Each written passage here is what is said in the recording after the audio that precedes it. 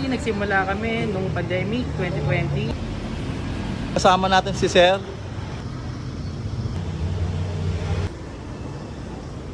Good.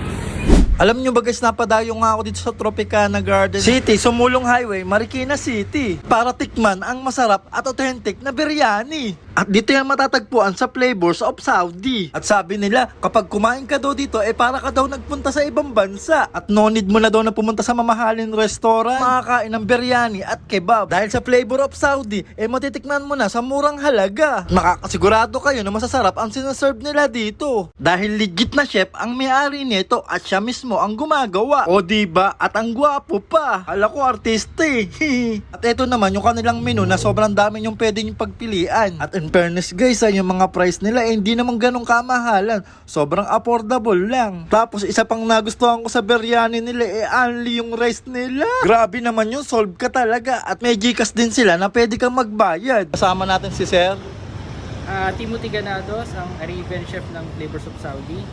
Kaya Flavors of Saudi ang name na nilagay ko kasi ang parents ko is Saudi national. Ang aking Okay, tatay. sir. Ang nanay ko naman is Filipina.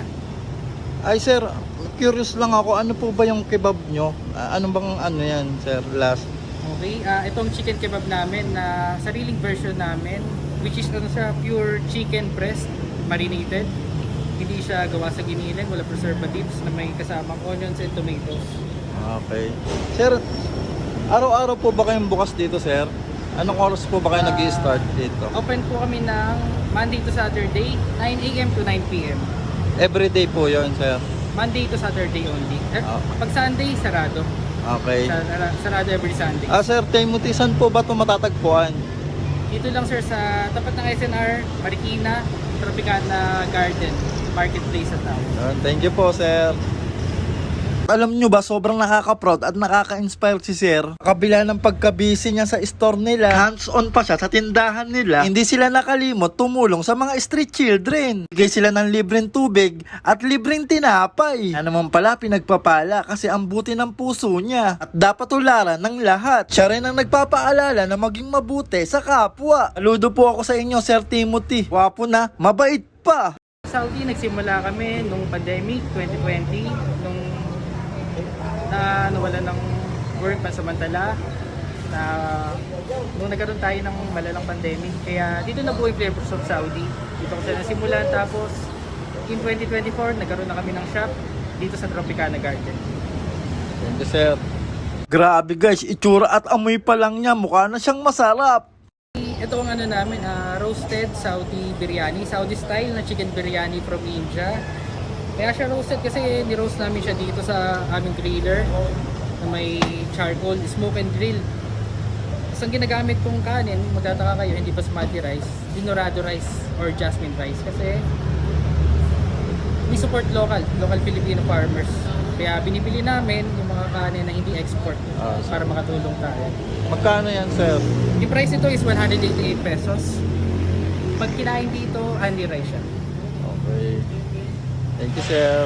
Grabe guys, tingnan nyo naman yung serving nila dito. Sobrang presentable. At generous, kaya excited na ako matikman to. First time ko lang dito. So ayun guys, ito na yung order natin na roasted chicken biryani. 188 pesos. Tingnan natin kung sulit ba talaga yung pagdayo natin sa kanila. Tingnan nyo naman yung serving ng chicken nila guys. Sobrang laki. Ewan ko na lang kung di ka pa masolve dito. At eto naman yung kebab nila. Sa buong buhay ko hindi ko pa natitikman. Tapos may garlic sauce din sila na binibigay yan. Siya, food check na natin yan. Unahin na natin tong kebab. Masyado ako na curious dito Grabe, may bago na akong paborito. Ang sarap nito, promise.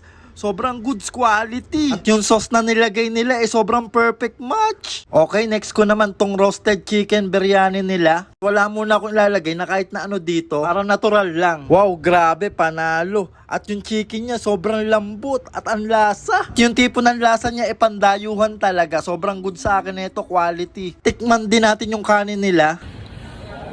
Nalo din, masarap din at perfect combination sa chicken nila. Okay, level up pa natin. I-try natin yung sauce nila. Etong garlic sauce na binibigay nila.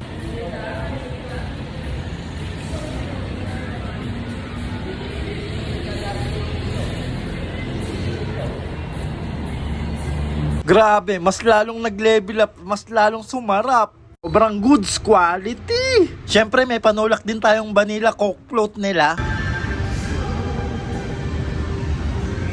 Wow, grabe, refreshing, sobrang goods quality. Satisfying craving ka talaga dito, panalo. Sa akin nga nag-enjoy talaga ako sa pagkain ko dito. Bukod sa masarap at sulit, di tinitipid ang mga ingredients ng mga pagkain nila dito. Best part naman yung may masarap na chicken at malambot. Mala dinosaur ang laki, tingnan nyo naman. Yung masarap na favorite kong kebab, grabe, panalo yun. At syempre, yung nagustuhan ko dito at yung pinaka-highlight, yung nakilala ko si Sir Timothy, approachable, mabait, at humble. Sobrang solid ng experience na yon. Salamat po, sir. O ayun, kung gusto nyo po mo trip, check out nyo na dito. Flavor of Saudi. Parang dali lang nilang makita kasi along highway lang sila. Tapat lang sila ng SNR dito sa Marikina Bayan. So ayun, dito ko na rin po tatapusin yung video ko. Maraming salamat sa panonood. At kung nagustuhan naman po ang video na to, paki-like and share naman po. Salamat, Aki Kabuha. Peace out!